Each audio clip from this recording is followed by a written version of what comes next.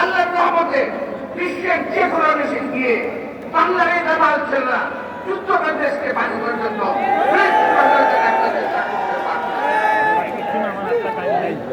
আমি সেদিন পত্রিকায় দেখেছি যে বাংলাদেশের বেশ কয়েকজন যুবক ফিলিস্তিনের যুদ্ধে অংশগ্রহণ করেছে। যুদ্ধ তো না, একটা একতরফা ভাবে মুসলমানদের দর করা হচ্ছে।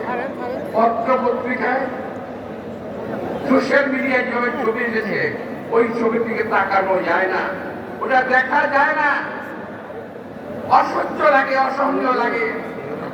প্রিয় ভাইরা, আজকে আমার মনে পড়ছে শহীদ রাষ্ট্রপতি জিয়া রহমানের কথা।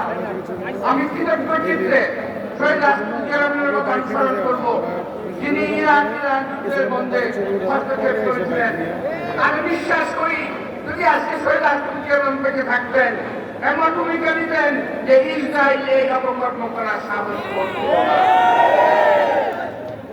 বাংলাদেশে এমন নেতৃত্ব প্রয়োজন, জিয়া রহমান দরকার।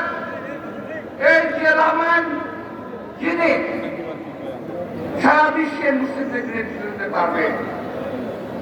আমরা বিশ্বাস করি আমাদের নেতা তারেক রহমান মুক্তসরী। আজকের এই সময় যদি আমি কথা বলি, অনেকে বলবেন যে চান তাকে বলতেছে না, চান তারা উনি পারবেন।